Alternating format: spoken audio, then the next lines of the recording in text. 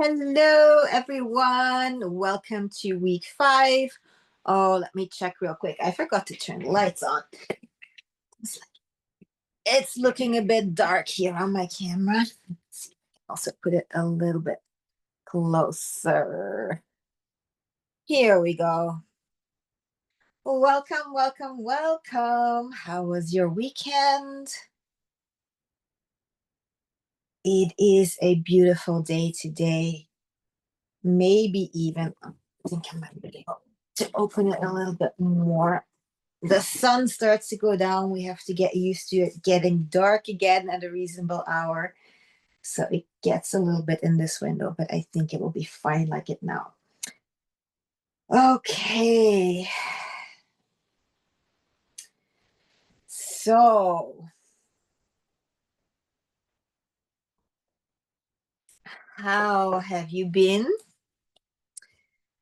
I know last week was a lot of information. Our classes have been super long, but it is a very important topic and not the easiest to understand. So I'm doing my best to bring everything in it that you need to know. But of course, it's perfectly normal and understandable that you're not able to take all of it at once.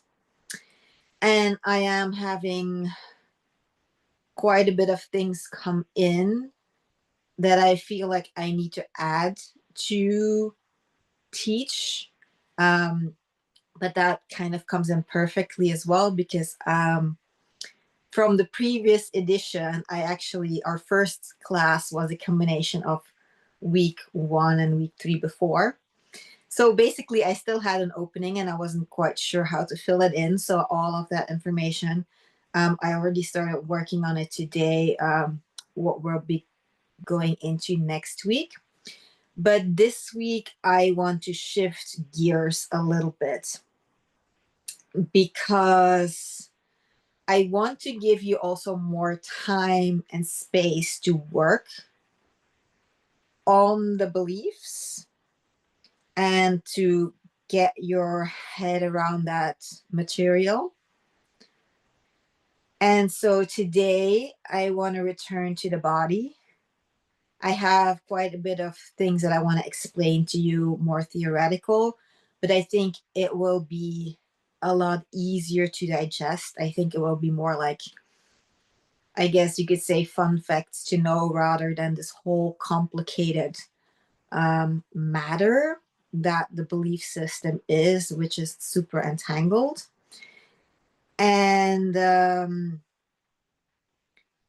yeah, so I hope that will create a nice change of pace so that you have the time to go over the harder material that we've been working on last week and continue the work that I gave you.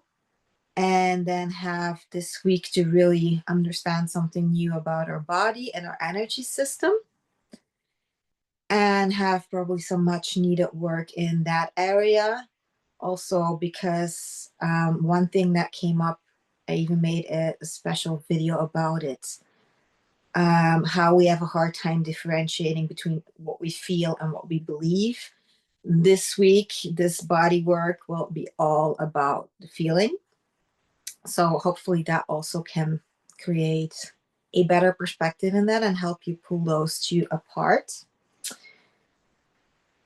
And there is no actual homework to this, so it will give you more time to continue finishing the homework that we have from last week. So, with that all being said, what are we actually doing this week? This week, I am going to give you my version of a sexual education class because we've all had just terrible sexual education. And yet it is so important because sexual energy is life force energy and it's your creative energy.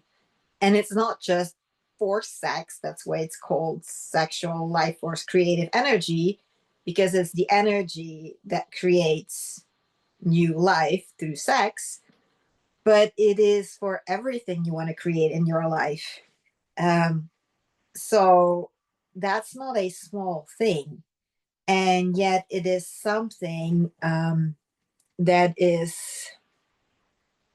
basically that we teach nothing about, and we only learn about this very, very small component, um, which is just, the biology, the safety, and the pregnancy prevention, basically, which are important. Don't get me wrong. You want to know that about your biology and all those things.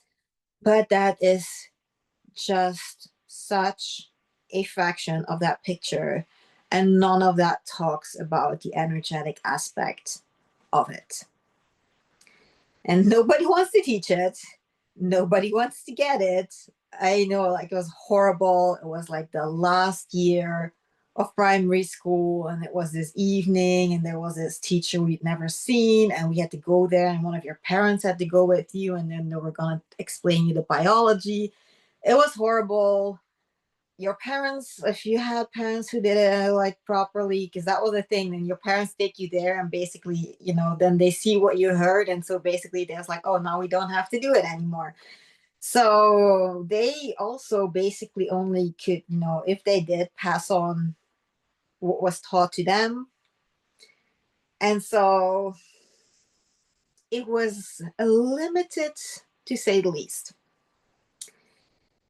And then one thing related to the work, that we've always already been doing, the things that we have already been understanding about, our programming and how trauma shapes our programming and how we're conditioned and whatnot.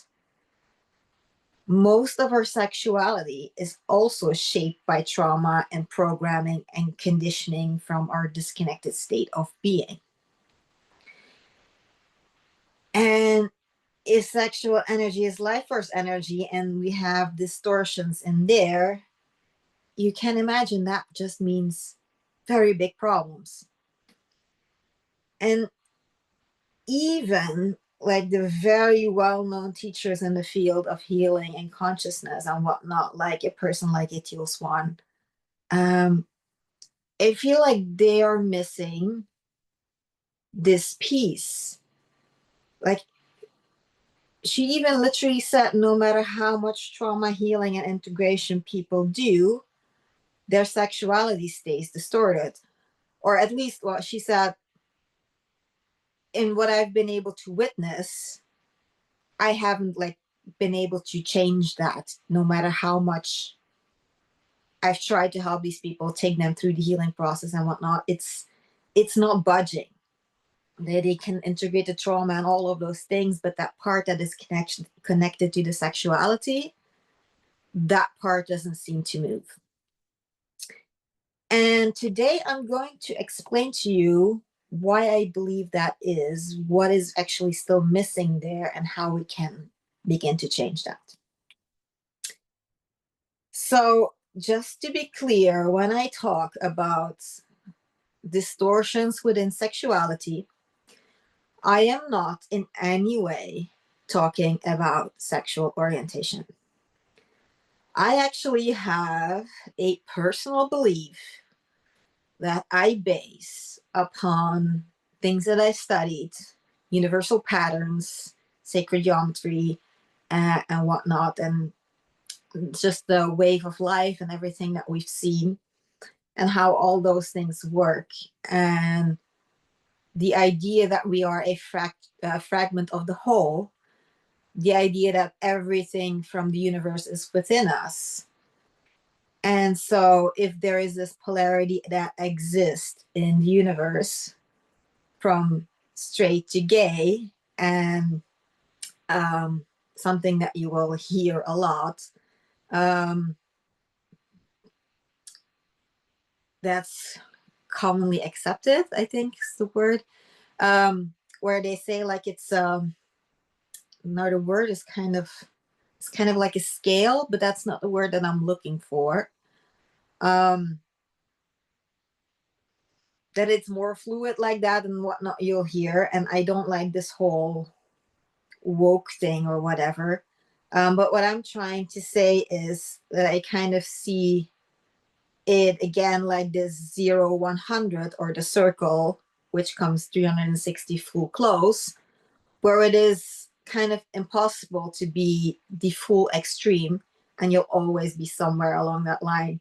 So no matter how small or how big certain parts of you are, in my personal opinion from studying universe, everybody is to a certain degree bisexual. But for some people, that might be a, 0.000000001% from one orientation, and then 99.9999999 on the other end, which this makes it like statistically nearly impossible that that one person that you now also would be completely in love with. And there is a lot of things that come in there. So I'm not saying like everybody should feel attracted to both sexes or whatnot, but in essence, if you would look in the makeup of our system, I do believe that no matter how small the part, everybody carries both inside of them.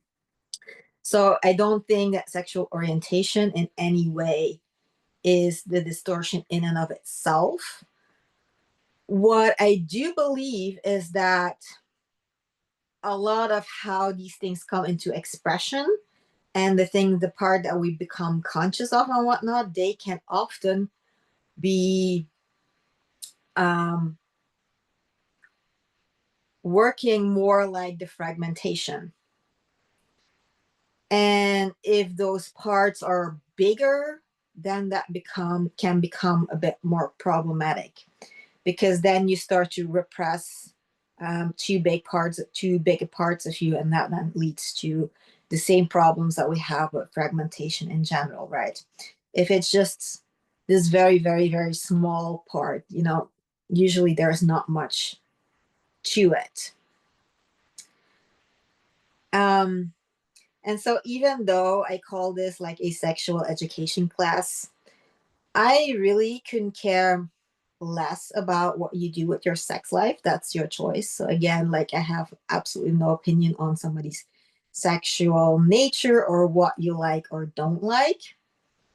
Um, what I care about is that you start understanding that this is a healing modality, or it can be a healing modality, and that you start understanding more about what you might be practicing, so that if you understand what you're doing now, you can start making a conscious choice on whether or not you want to keep doing that or not.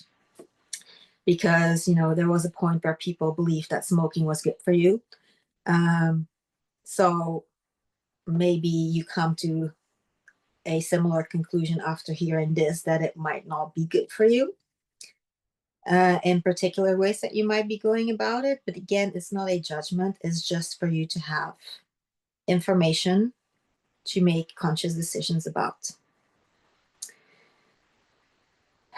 so that you actually understand what's happening. And so over the past weeks, we've already like gone into fascia and creating more space in our systems and more body presence. So this is kind of a continuation about that. And I already said this just before. Sometimes I get a little overexcited, but so yeah, last week we started with the beliefs, huge chunk. I want to give you more time to process that, so we're trying to keep it a little bit lighter this week, and you have more time to work on the assignments. So this week only the theory and the body and energy work, and please use that time to catch up on implementation of last week. And yeah, again, we're gonna be all about the feeling, and then hopefully that will create more clarity in the feeling versus believing. Next week, we're going to return more to our thoughts and, how to catch our lies and find our truth. Because last week, it was kind of clear that this were still points where people were struggling and where it wasn't clear enough. So I'm doing this to create more clarity there, because we are going to need that clarity for the leadership and the creating of the safety and to be able to make decisions,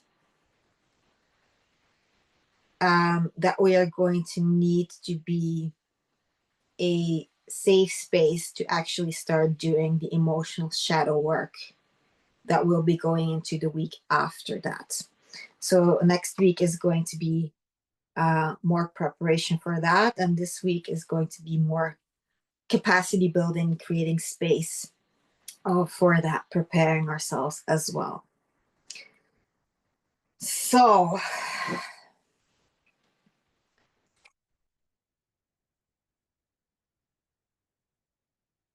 to me, this topic is actually something that started very early in my life.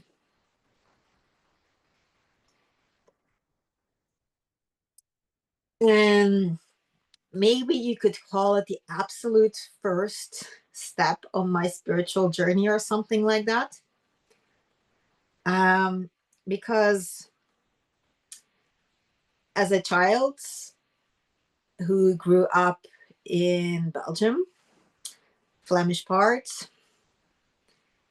which basically means that the entire population of, how do I say this these days correctly? I'm not sure, but like native Belgian people, I guess you could say, not immigrants, but people who are multi-generational Belgian people with like long roots in that country, means that the almost entire population was Catholic. So the entire country is just filled with Catholic churches, and there's barely any other religion at the time present. Yet almost everyone at the time was, how you say it, like a practicing or a non-practicing Catholic, which basically means that, as a child you would want to do your first communion, but just because you would get presents, and you go to church on Christmas because that's what you do. But basically outside of that, churches would be empty except some like really old people.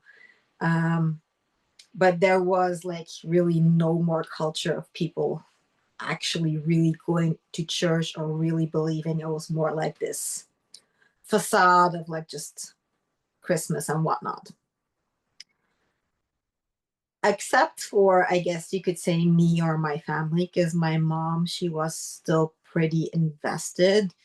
She would be like one of those people who would go to mass and read certain texts, and she would be in the choir, and she would teach like the catechismus that you like have to prepare if you want to do like the second communion thing. I don't know if people are understanding this because I'm talking to a bunch of Swedes, and from what I've gathered here, you're not very Catholic.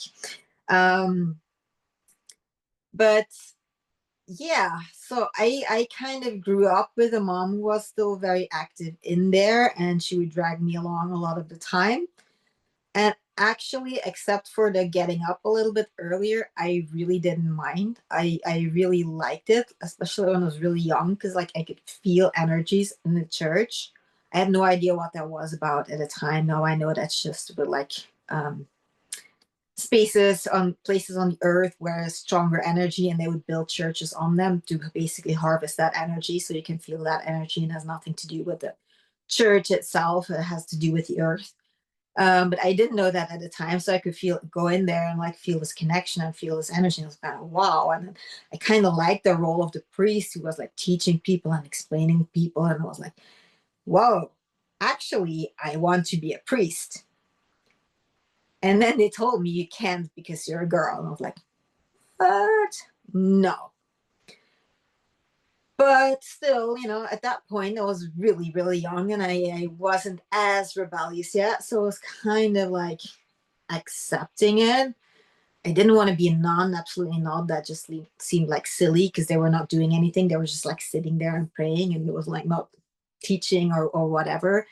Um, but I kind of accepted it, and I grew up and I was still in there, and I was like serving mass and like once a week, because we still had like daily services, short ones, but daily services. And then one day in a week, I would like get up an hour early to go serve mass and all those things. So I was super engaged in there. And then one day I heard the priest, which was, he was a nice guy. Because again, let me clarify a bit before people get really weird ideas about me wanting to give sexual education and relating that to Catholic priests. Because at that time, there was no news about all of these pedophilia problems that they were having. And I didn't encounter anything like that at all. There were actually two priests that I was quite close to, not close. They were just like the priest, and they were just nice. And I would see them and I'd get ready. And one was a military priest who was like a really nice, taken care of man. And then there was a regular priest, and he was a nice man, but my mom, she was like, I guess, a typical Catholic, very judgmental.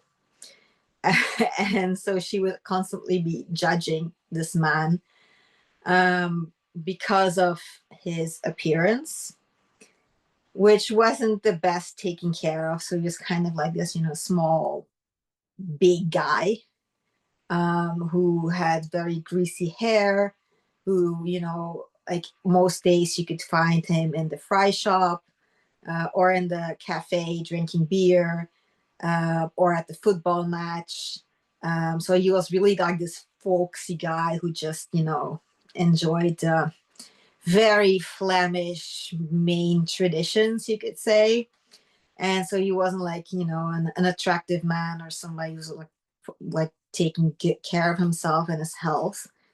So it was kind of like, yeah, I guess he had to become a priest because no woman would ever want to be with him. Type of thing that we would think about him, which wasn't, the nicest, because he was actually like a nice guy and he never did like anything inappropriate or anything like that.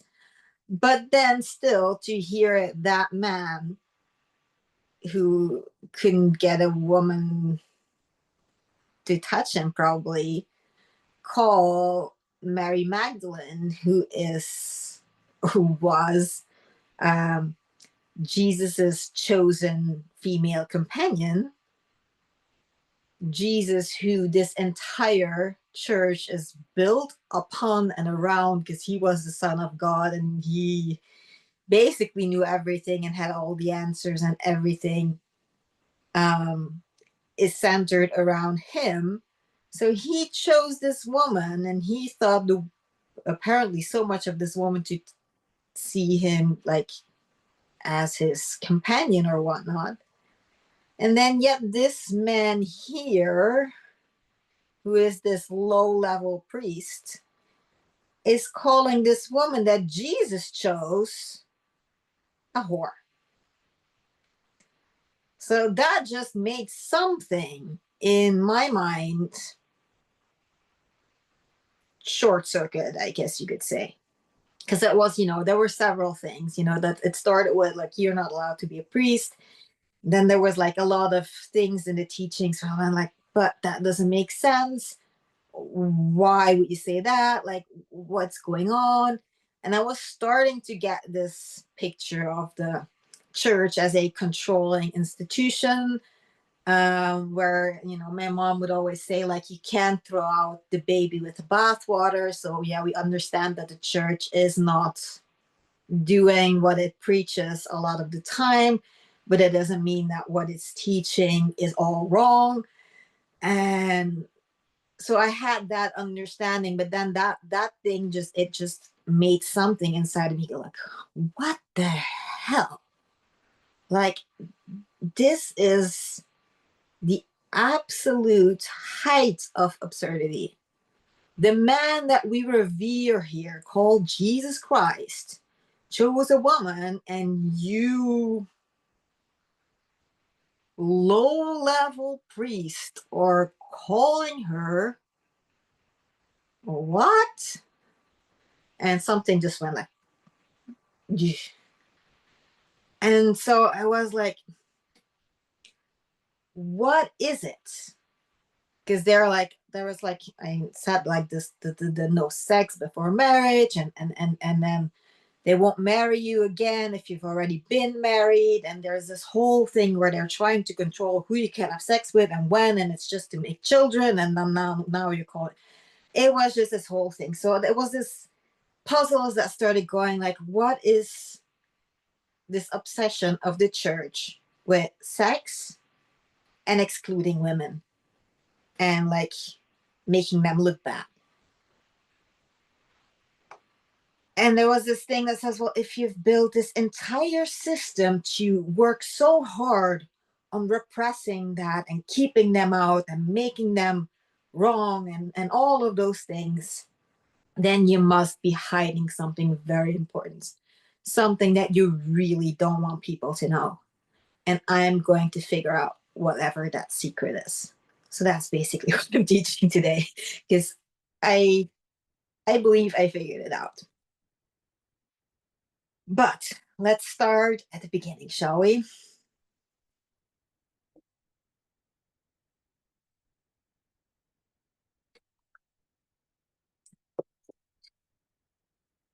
Let's go a bit big picture. Most of the things that we see in our society today, we have backwards. Just to give you one simple example, food in the supermarket. We have regular vegetables, and then there's this tiny section, which is then completely wrapped in plastic, with organic vegetables. Now, if you look at that a little bit with common sense, again, no sense to be found. We have a huge section over here with chemically sprayed food. And then we have a tiny section over here with natural food. Yeah, we have the names and the ideas completely backwards and twisted, where we make what's supposed to be normal special and it's become a minority. And then this whole other thing has become the mainstream thing that everybody started to consider normal, that has nothing to do with normal. And the same thing happens basically with sex, where what we see as normal sex is the things we see in porn, I guess, friction based sex. And then there is this thing where everybody acts like it's, I don't know, witchcraft or whatever, where there is this tantric sacred sex that's only for the chosen ones or something like that. Yeah, again, completely backwards. This is supposed to be the normal way to practice sexual interactions. Whatever we're seeing here is a lot of trauma, a lot of bypassing, a lot of very distorted ways of practicing sexual interactions. But I do need to make a little side note with that.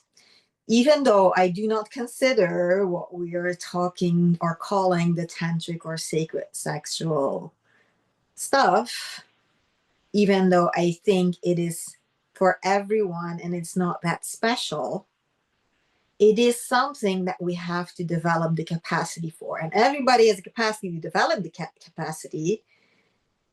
We just have never done it. So from that perspective, you can say it is advanced compared to this other thing where nobody needs to develop anything for it. Anybody can find the sticky in the hole and put it in. And yeah. But again, the fact that something so basic to our system was never developed in capacity is basically just a very sad thing, because it's so basic. And that's why I felt it's so important that it is included in this course, because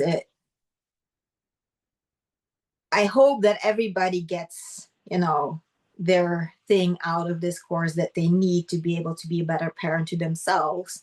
But they will probably also be in contact with younger people who they are examples to, whether you're raising your own children or family, or maybe just working with children or whatever. And so I am hoping that if I can teach it to people, then that will start to be passed down, and this can become a kind of new form of sexual education that people will receive, so that in 10 years, if I'm still teaching this course, I can change this and say, oh, luckily, that's no longer the case. And luckily, these days, this is what sexual education is. So I had to make a whole new class because it's no longer necessary that I now teach sexual education in this program. I think that's a little bit overestimating, but I hope you get, the goal or the aim, or at least the intention of it.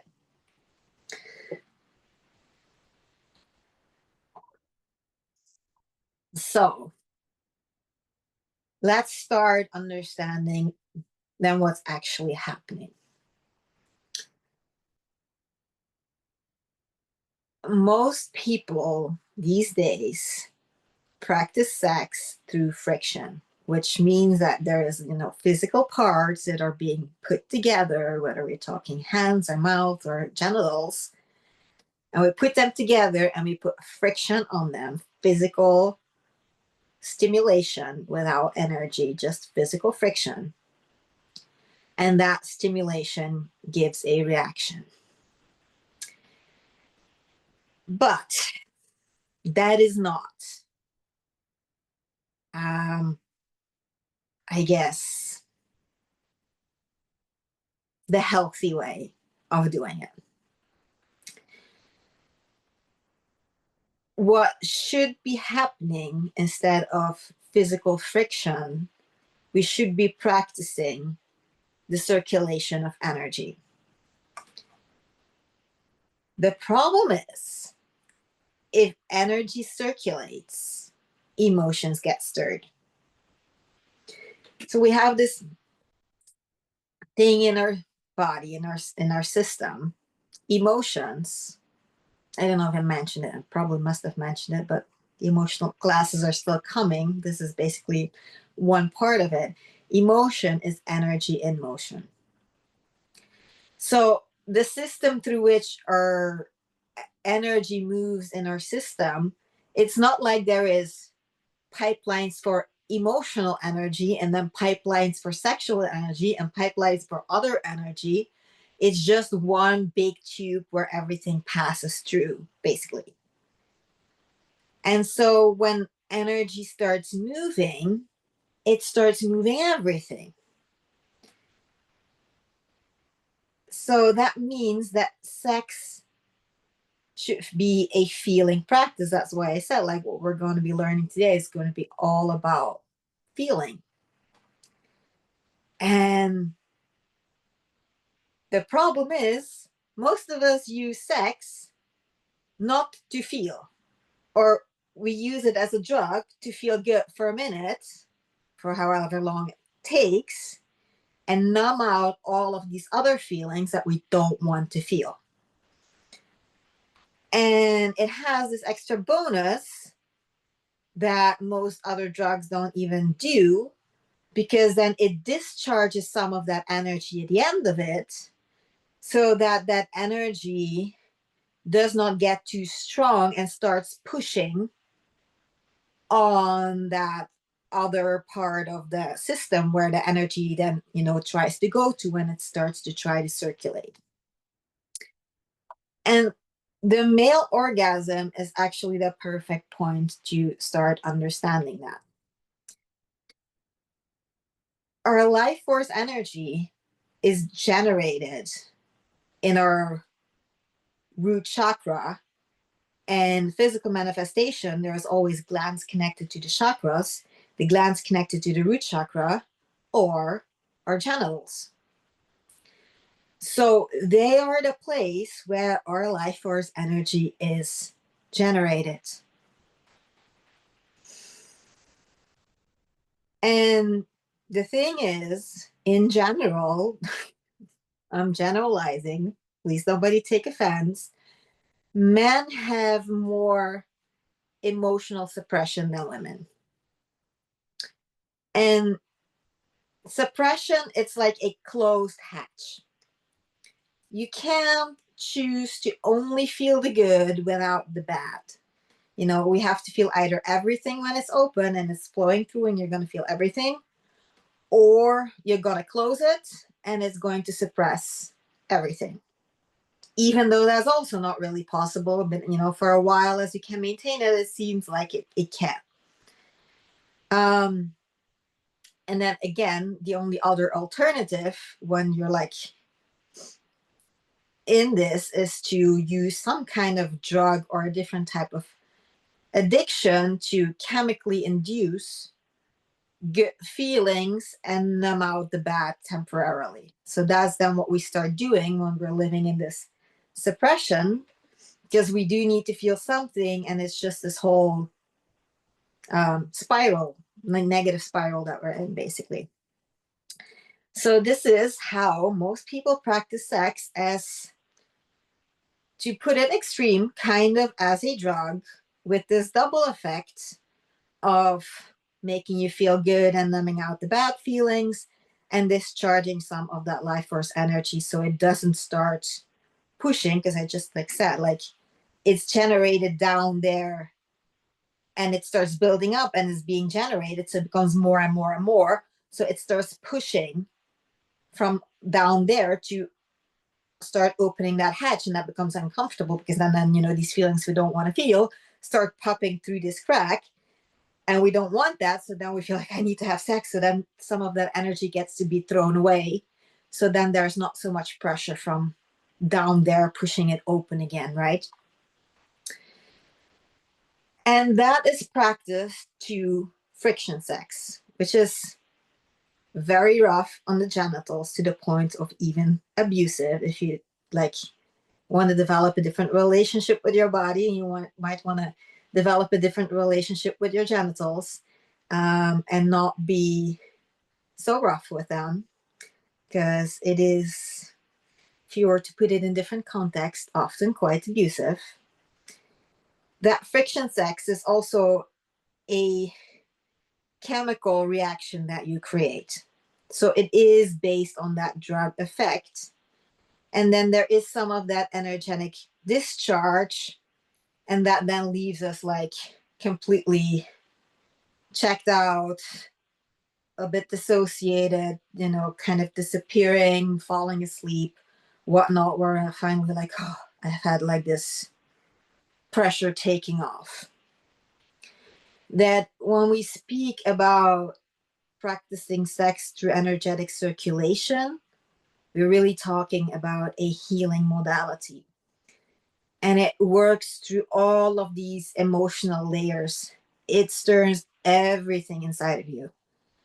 And instead of just throwing it all away, it's actually starting to energize everything. It starts to create more aliveness in your system. But for that, we need to learn a few things about ourselves and work through some uncomfortable things. Because, just like any other drug or addiction, we need to keep upping the dose. And if we lack the capacity to circulate the energy, then we have to start relying on other things for our sexual stimulation, for our sexual arousal.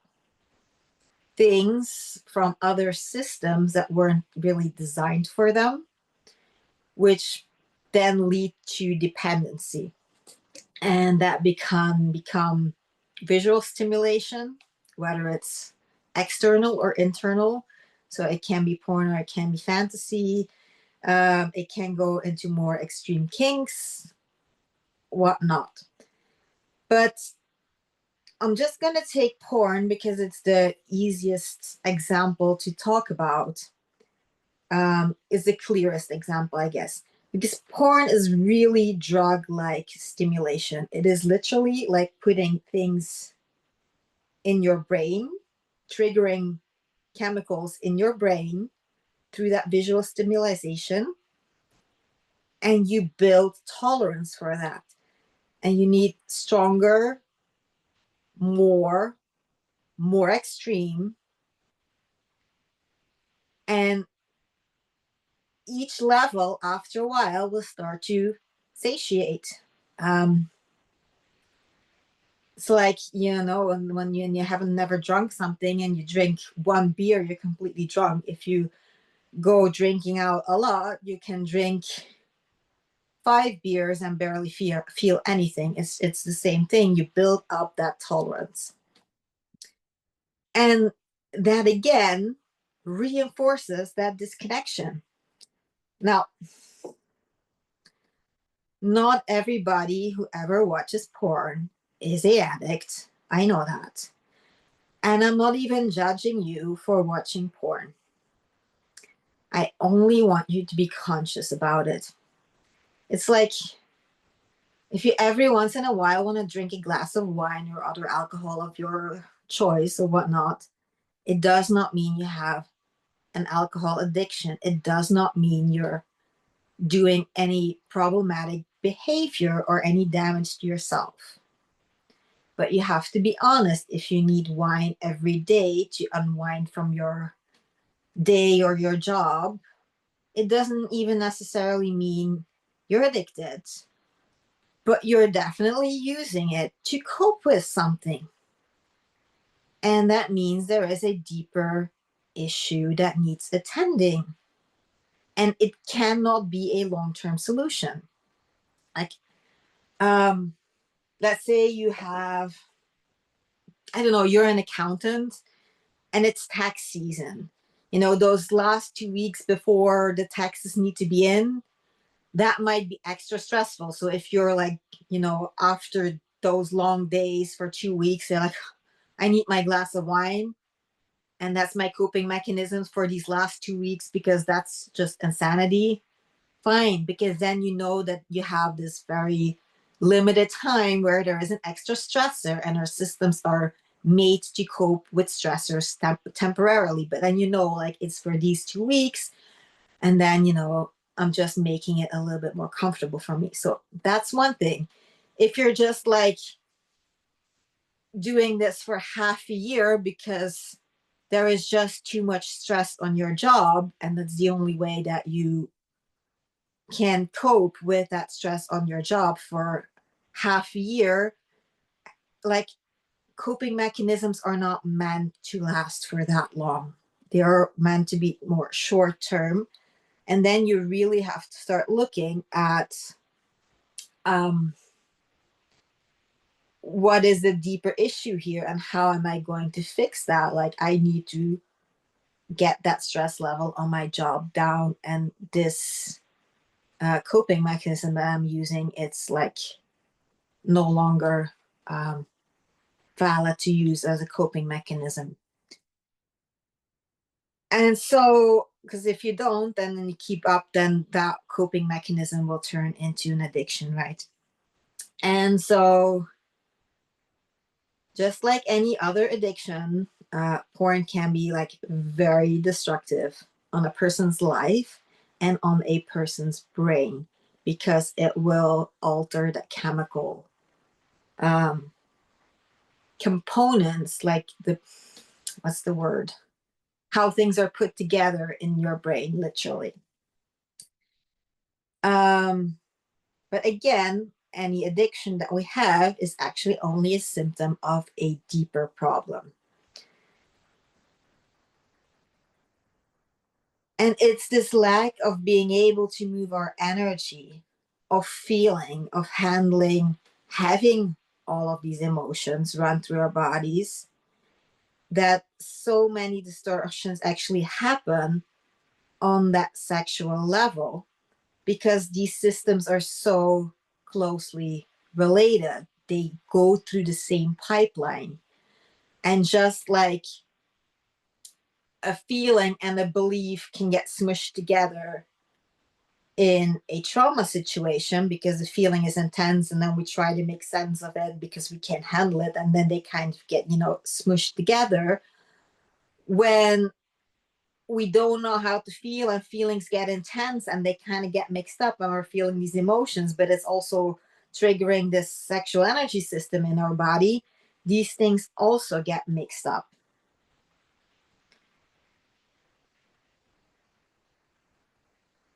And almost no one teaches anything about that or understands anything about that, yet it is so fundamental to our functioning.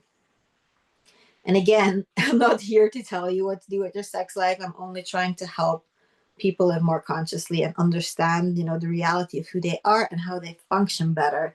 And I do believe this is a very important part of understanding in that. So what's the alternative?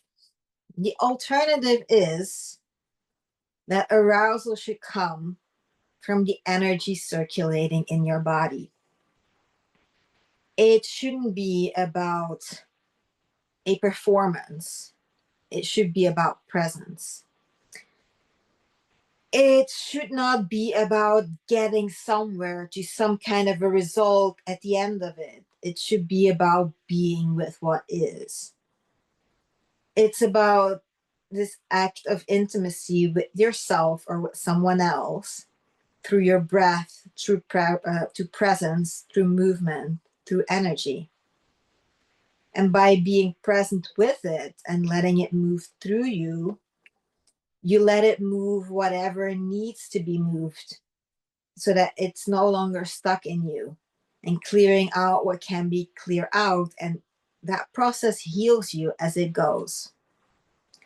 And that process of allowing that energy to move through you, that's endless. There is no drug effect to it.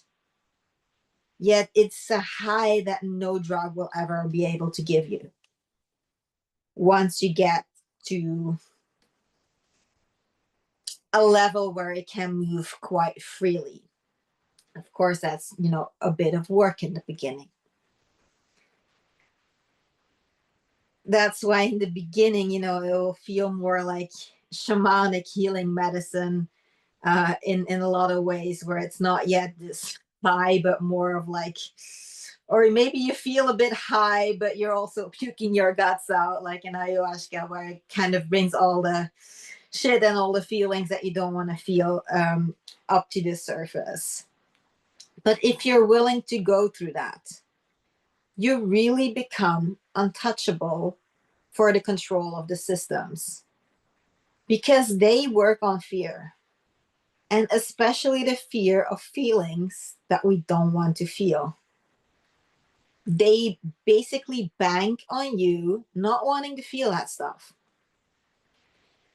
And because when we feel that stuff, they know that, we shut down and we get scared and we feel too much intensity, and we don't want that. And we want to stay comfortable, and we move away from that. We start contracting. We close that space that we've been creating so hard on in our systems. And then if it's closed, it cannot move. If it cannot move, we cannot feel it.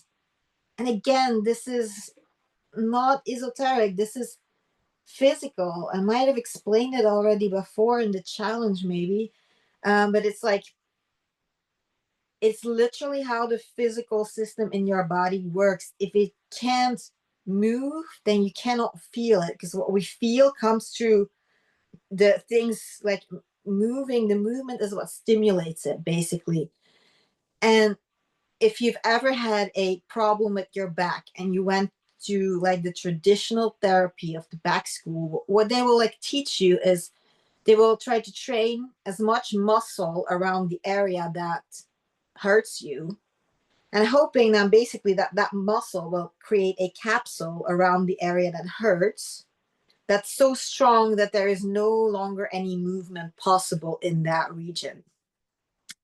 And if there's no longer any movement possible in that region because there is such a tight capsule of muscles around it, then you cannot feel the problem that's in there because it can't move.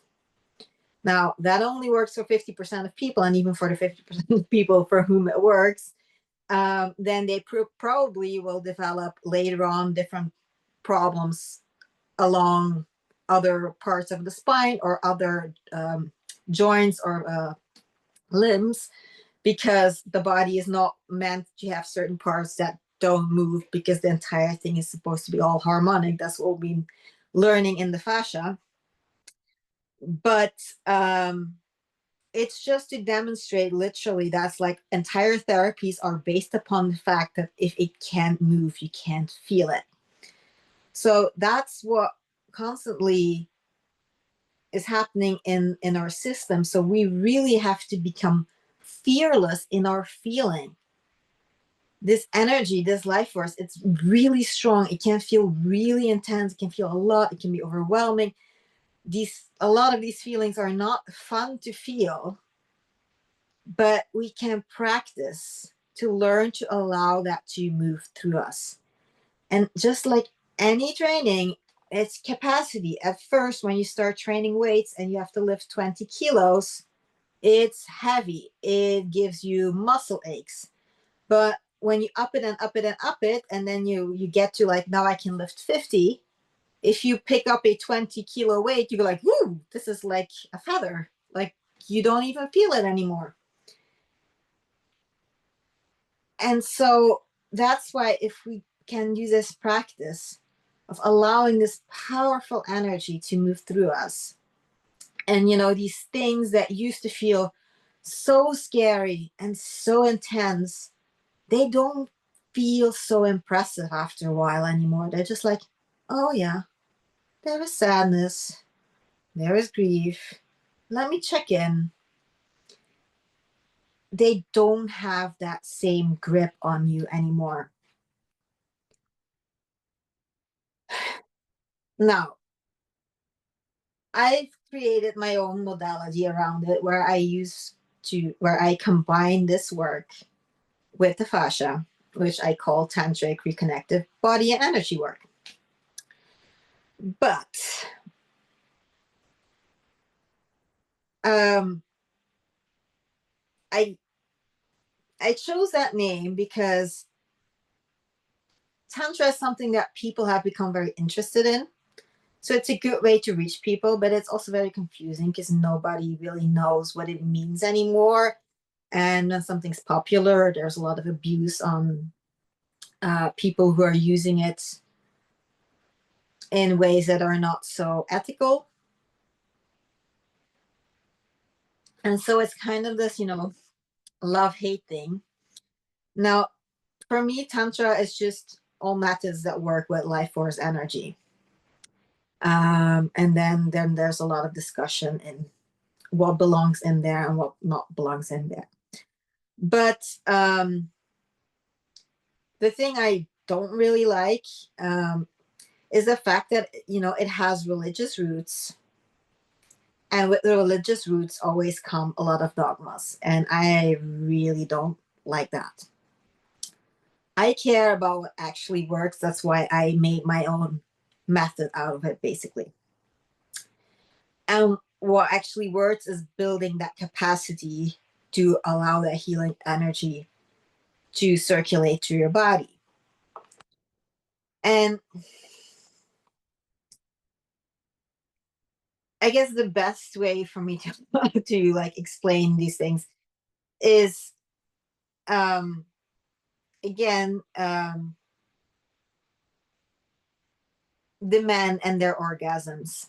Let's start with that, I guess. I didn't really finish that explanation.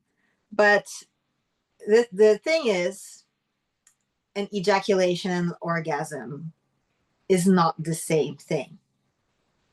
An orgasm is an energetic state in your body. And ejaculation is simply the biological effect of sperm leaving the genitals.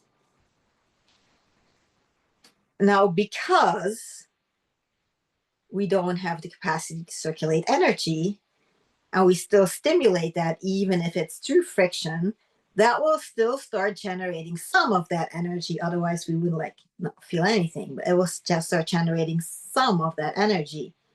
Yet that penis is a very small organ. I don't care how big you are, it's still very small compared to your entire body, which is what this energy is meant for.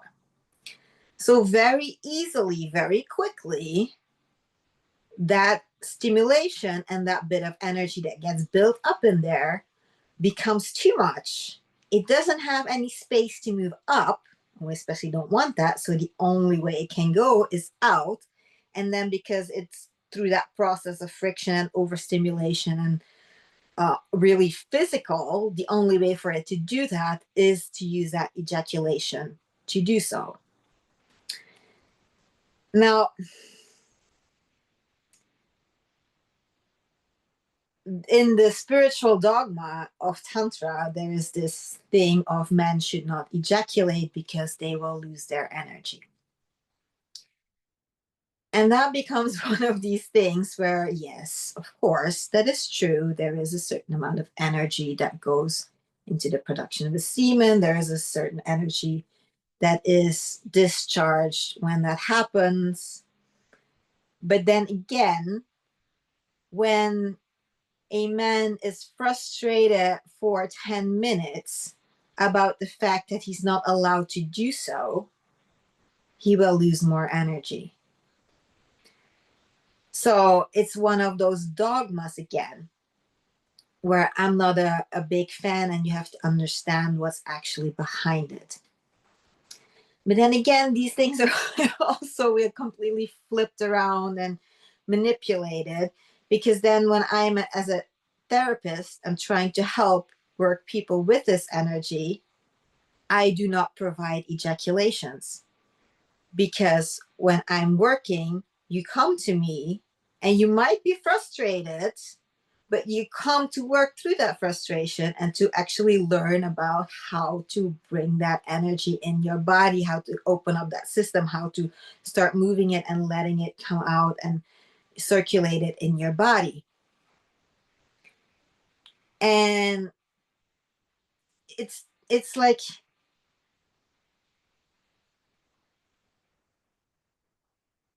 as long as you have working hands, and yes, I agree that even biologically speaking, it's like healthy for a man that, what did they say, like every 2 weeks for like fresh semen production and whatnot. As long as you have working hands, you can do that yourself. It doesn't mean that I want people who come to be scared, because there is also something as the wisdom of the body. So it does happen that through the wisdom of the body, when I am able to release a trauma or whatnot, that ejaculation happens, which is not something shameful. And it is just the body's way of cleansing and working something out. But it's not because I'm trying to provide a man with what he wants, what he likes, and what he knows, which is his ejaculation. So there is so much nuance in all of that. And it's really this lack of understanding.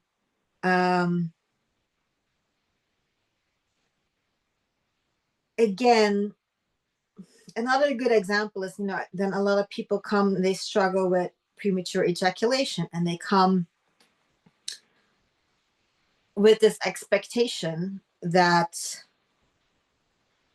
I am going to teach them some kind of a trick to fix this problem.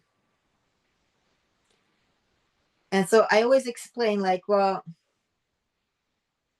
what you're telling me is that, you're driving on a road and you keep having this problem that you bump into the car in front of you. Like the car in front of you brakes, you try to brake, but you keep smashing into it. Now, the reason that keeps happening is because you're driving on an insane road. It's like one of these roads, like in India or in Egypt, where people are like, there are 3 lanes, but there's 6 rows of cars, and everybody's just like cutting in front of everybody. And if you leave more than 1 meter space, another car starts cutting in front of it. And so the answer is not for you to become some kind of insane race car pilot to learn some fancy trick and reflex for yourself to be able to brake on time like a madman. The answer is to either get less traffic on the road or build a bigger road so that everybody can maneuver safely and you can just brake in time. Premature ejaculation is an emotional problem. It's literally the incapacity for the emotional system to tolerate that energy. So as soon as it like gets touched upon anything, it ejaculates. It has nothing to do with any type of physical problem or any type of trick. So in my profession, I just try to help people understand this and work through this and open up that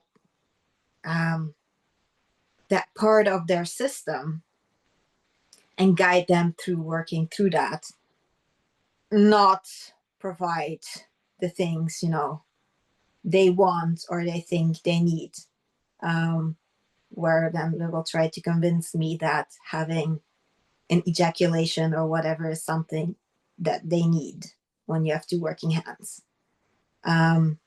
So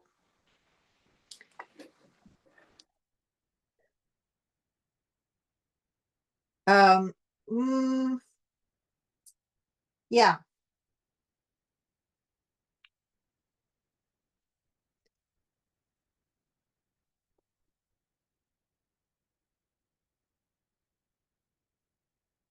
Sorry for the pause. It seems like there's something that I might need to expand on here, and I'm trying to figure out what that is.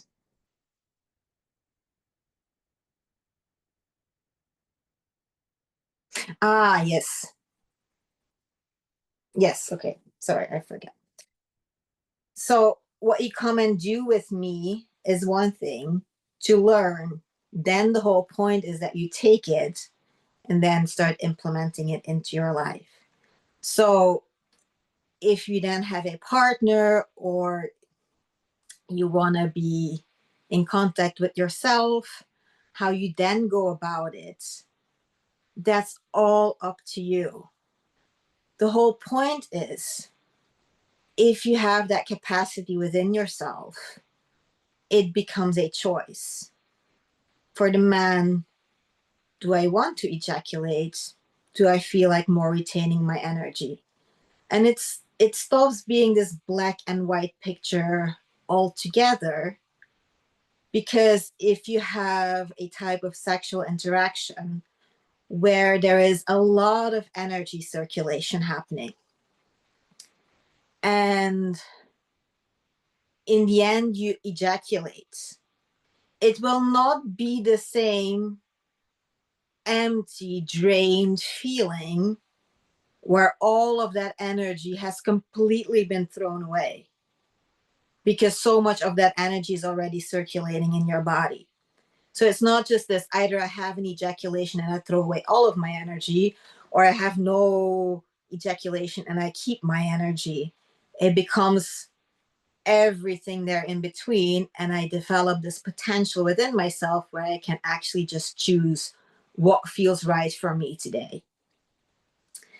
So that's why we do the work that we do. And that's why I think this is important. And like I mentioned before, like a teacher like Ethel Swan, she has like often said, like no matter how much trauma work she does with people, that their sexuality gets distorted. And like I just said, I think that is because they get smushed together also in trauma like situations, just like the feelings and the beliefs, the emotional energy and the sexual energy, it all just gets, intertwined and tangled up in this big ball. And now that then, that can lead into a lot of sexual distortion or perversions. And even though if she works with people through that belief and they start to see that and understand that, and she's very good at that, and like a lot of the things that I'm teaching are coming from her, but she reaches this point, well then, even though they understand it and they understand they want this really perverted thing because of that unmet thing in their life and that trauma that they have, and we've resolved that urge still exists. That's still the only way that they kind of find their arousal. So she's like, I can't seem to change that in people no matter how much we resolve this trauma.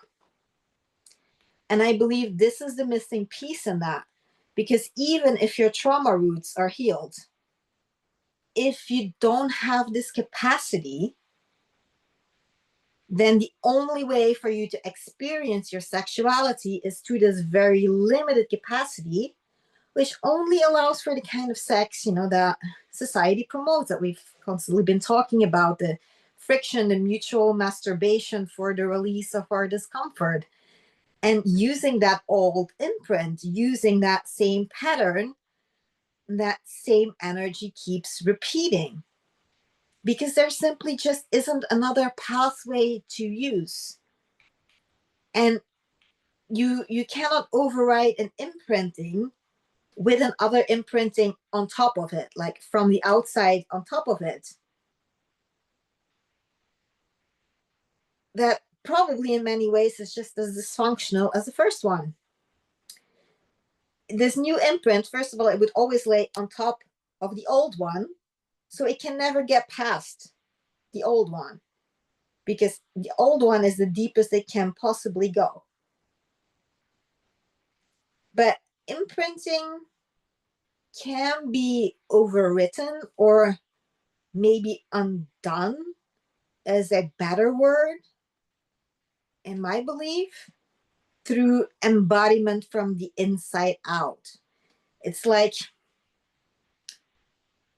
if you were to get a tattoo,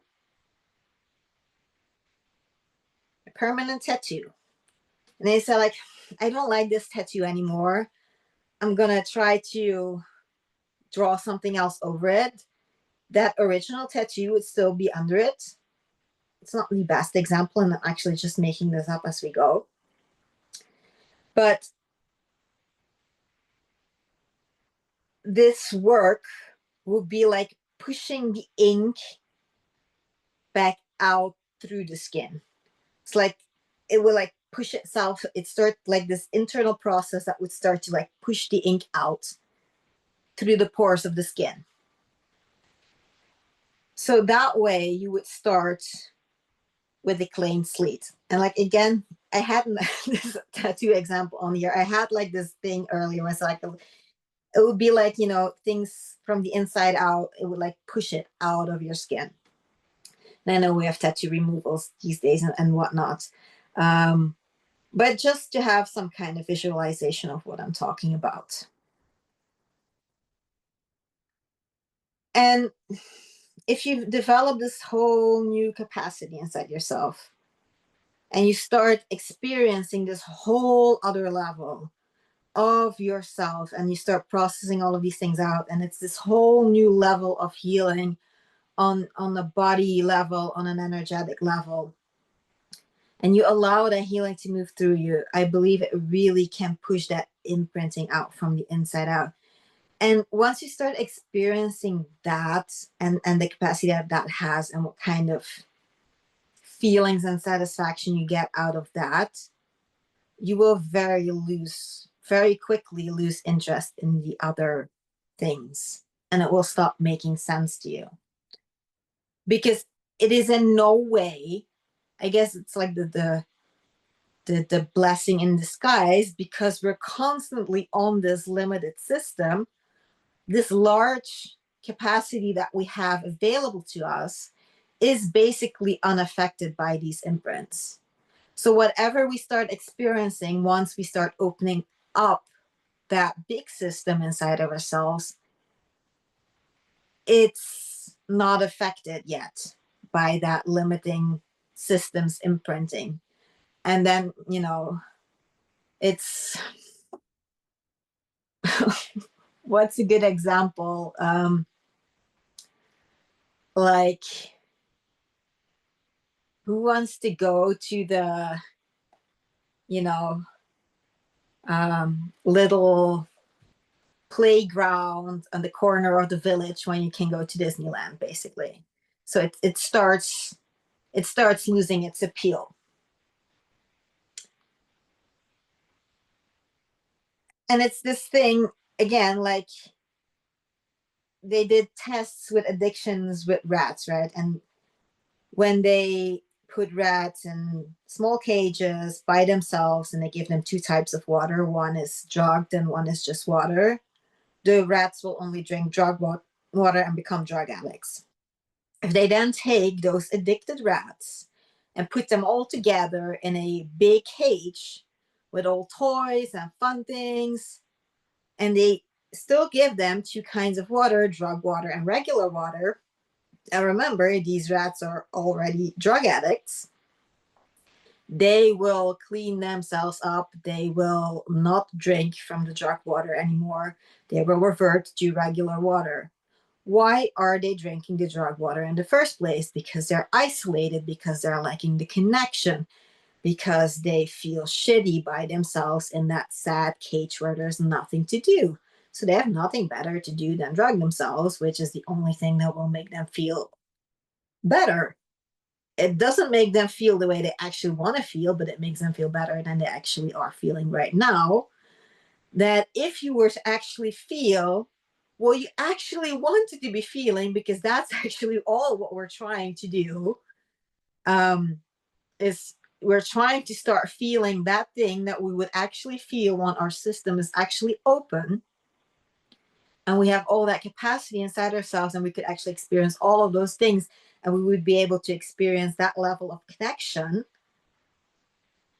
Then all interest in anything that was feeding an addiction before would just disappear, because we wouldn't have a reason to be addicted anymore.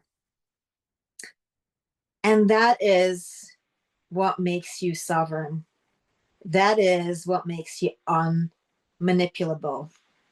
And that's why the church talks about sex in the way that it does and makes it into something so bad and something you definitely shouldn't be going exploring in, and don't want women to find that power in themselves, because then you won't be able to manipulate them anymore. Now, not the church, not just the church, no one will. So, how to do that practically? Well, we'll go into that Wednesday, of course, in much more depth. But here's the thing: to actually clear this system, we have to feel and express what's inside. Those are the two conditions that are needed. You have to feel it fully, understand it, get the message, or express it. That way it can move through you.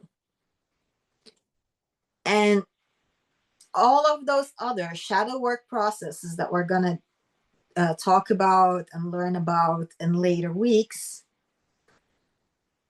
they are actually more designed.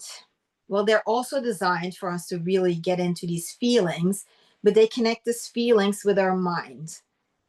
Because most of us, because of this, we don't have the capacity to actually feel and process our feelings. So we have all of these processes designed where we go into the feelings, but we also kind of entertain the mind into understanding it, which makes it easier to be present with it, to process it, to not, get stuck and understand the process. But the absolute goal of the reason why those processes actually work much better than regular psychotherapy, where you just go about understanding, like, yeah, I have this pattern, yeah, I guess this and this and this, and why psychotherapy can only give you better coping skills, is because they never address the emotional energy level. And that these processes, shadow work process that we'll learn, will start to address that, and fully feeling all of these things that are trapped in your body are a huge part of that. But then we also, take our understandings from that, learn from that, understand what actually happened, reframe those perspectives and whatnot. But all of that is second to feeling the feelings. And if you could actually just feel the feelings for as long as they need to be felt, none of that other part would really be necessary. So this is a way to make that process even stronger, because we're not just feeling the feelings, we're actually actively feeling them and moving them and expressing them. So I'm not saying it takes away. If there's still trauma that's rooted and that's still feeding it, that's unresolved, then that, it's like this: if you have an abscess and there's something still inside of it and you drain it and you don't take the thing out, it will just get infected again. But that's why we do the shadow work, to make sure that everything is taken out and we understand it and the trauma is resolved. But then once the trauma is resolved, and then, the pus gets taken out, then this is perfect for that. So this can clear out anything that's no longer having an active root, basically. And anything for that. And even if there still are active roots, if you're in the habit of actively moving your energy, whatever those roots are stirring up also will come out on a regular basis. So it's kind of like the fascia exercises will also do that. It will constantly be helping your body process and dealing with whatnot and so on. But again, it has the same pitfall because it's very strong at what it does. And a lot of people, they go like, wow, these fascia exercises, they're great because they feel amazing in the beginning, because they're taking away so much tension of your body and your body starts to get more space. But they're also doing really important work, and they're constantly peeling off layers and peeling off layers and peeling off layers. And eventually they're going to expose something that is problematic. So they might start to expose these roots that are still active. And then we need to really actively also deal with them with the appropriate tools. And that means often then other things than just, peeling it open. So that's why we're, again, working on so many levels, because it's not one or the other. It's about learning how to bring all of them together and figuring out what's appropriate when to use. So it's not a complete magic cure for all, but it's very good maintenance on the system. And yeah, just like the constant practice will start you opening up more and more space in that.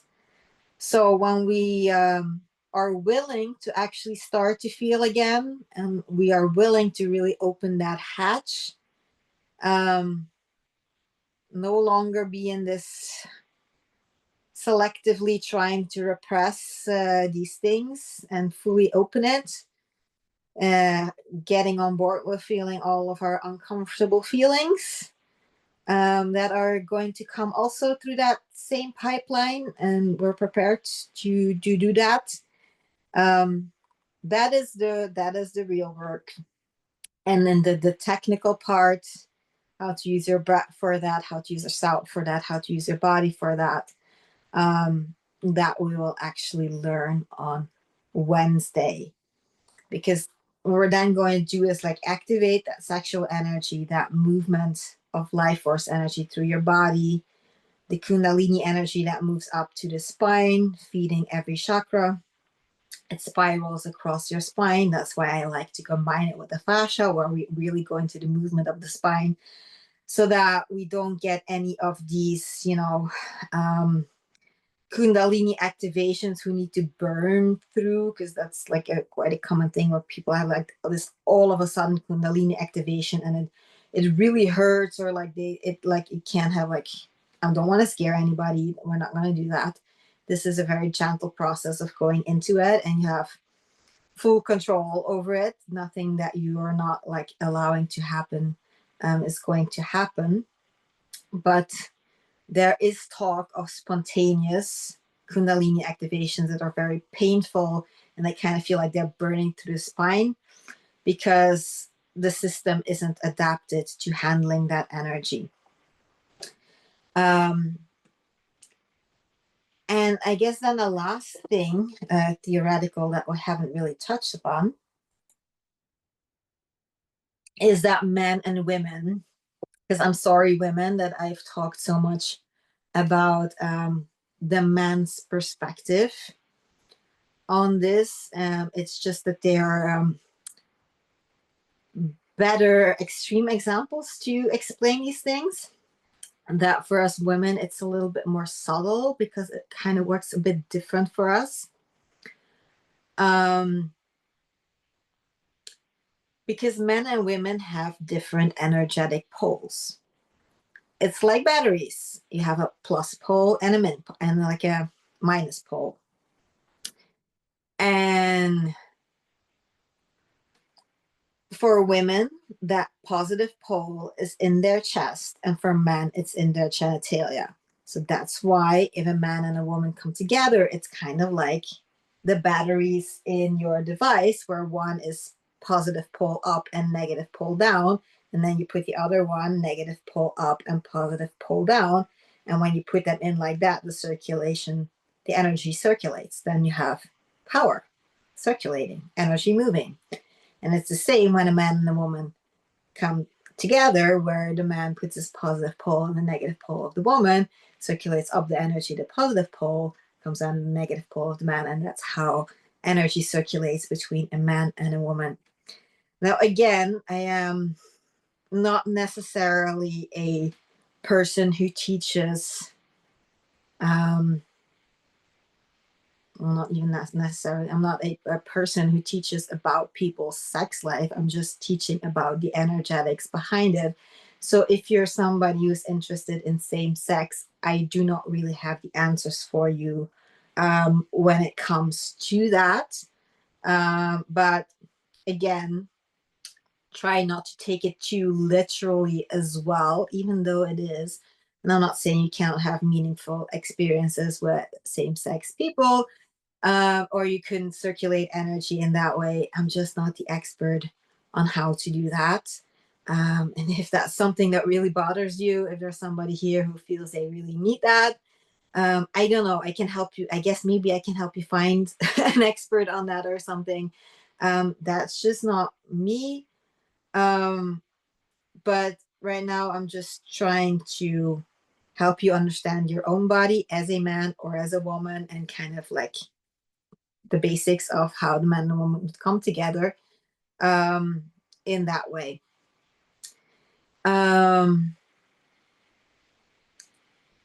But because, and this maybe is already part of the answer as to why, although, like I said in the beginning, I don't think that being gay is any kind of a distortion. But through all of our unresolved things and the distortions within our system, a lot of people have reversed polarities. Whether you're gay or straight or whatever you identify as, a lot of people struggle with reversed polarities where for a woman, her sexuality should open up through connecting with her heart area, her chest, her breasts. And that's what should open up the negative pole. So it's through the stimulation of the positive pole that the negative pole then basically becomes receptive. Now, a lot of women, through the emotional stress and all the trauma and whatnot, have become really numb in here. And the only way to, get off is through like the stimulation down there, which would be one of these reversed polarities. So this is why it is so important for you that you get in touch with your positive pole in that, like in a new way, in a healthy way. That's really also my way of working with people, for them to really get in touch with that positive pole in a new way again, for that polarity, that natural energy flow that your body is built for, that your body is set up for that, to return to like a healthy place for you. And yeah, we'll also touch upon how to practice that on Wednesday. So again, no homework when it comes to this week, but please take the time to work on the beliefs. And if you can, bring some concrete work to Friday's session. Because if we can do the concrete work, if we like literally can take something and take your literal words and like see literally what you've done, it will become more easy to start implementing these things and making these principles that are floating around, and also bring them to the paper, and that will start to clarify a lot of things. And once you start to get the hang of this, it will become quite easy to start shifting beliefs. It's just a lot in the beginning. Oh, what am I doing? So, no practice today. That will be covered on Wednesday. So we'll be learning to use breath and sound and movement for energy circulation. And I will do a session where I will also like assist in the energy work, where we literally can do it together. And then I will also talk a little bit more on how you can practice by yourself, on yourself, and really how to start connecting better with that positive pole in yourself and to circulate that energy. So keep on working with the belief system, do the homework, practice your fascia exercises. Don't try to not throw them to the side. And then Wednesday, we'll be adding the energetic work to that. So then you will be able to really work on all three levels. Then we will have literally things that you can use to build your capacity and to shift things for yourself on all three levels: physical, energetical, and the mental belief system level.